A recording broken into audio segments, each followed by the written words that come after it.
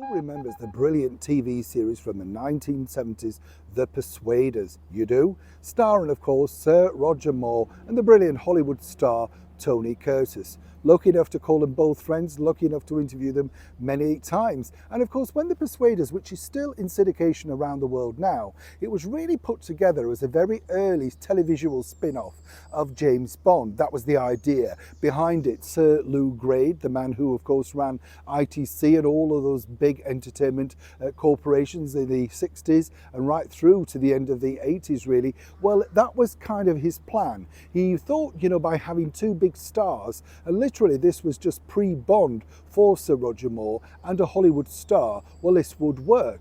But it's interesting, as I often say to you on the show, how people really are very shrewd in show business. Some are, some aren't. Tony Curtis definitely was. Let me explain. Hi, nice to see you. Thank you so much. Are you all right today? I know we're still here in this beautiful, lush area. It's nice, isn't it? Yes. Do you remember The Persuaders? Do you?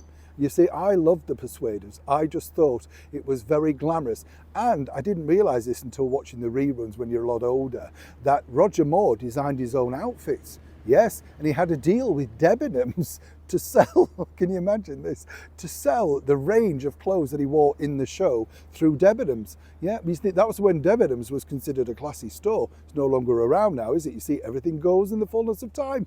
Now, what I can tell you is this, that Tony Curtis let slip to me this wonderful story because they were fighting over who was going to get top billing, Curtis and Moore, Moore and Curtis. And obviously, Tony Curtis saw himself, even though he was no longer a major A-list film star, as a megastar coming over to London to make that TV series. You see how this works. What was interesting about this particular story though was this, that Roger Moore got a reasonable amount of money plus residuals. Tony Curtis needed money and didn't really care too much about residuals because he was not convinced that The Persuader was going to be this mega thing that it turned out to be. They wanted to make more in the series, but apparently it was too expensive and Tony Curtis wanted too much money. Now, when basically he came over to London, they decided to put Tony Curtis not in a hotel like the Dorchester or Claridge's, but in a house in Mayfair. And this was very expensive to rent.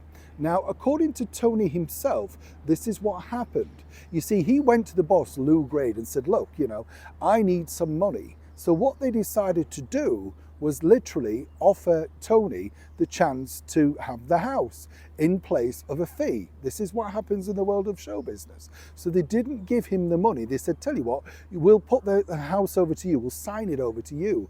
So Tony Curtis thought, wow, not bad, good idea, okay, I'll take it. So then he had a property in London.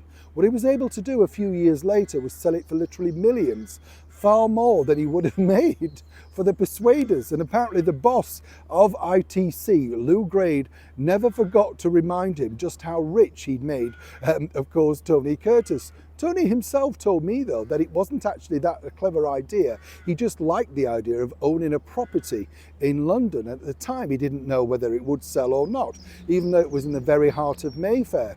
Roger Moore apparently was steaming, and the two didn't necessarily become best buddies until much later in life, albeit through gritted capped white teeth they eventually got on.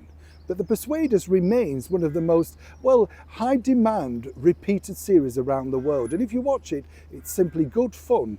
Both actors in their prime, both acting their very best, and more importantly, bringing a lot of joy to us. But it's always good to share the behind the scenes stories of those Hollywood icons. I'm sure you'll agree. Neil Sean, Kensington, London.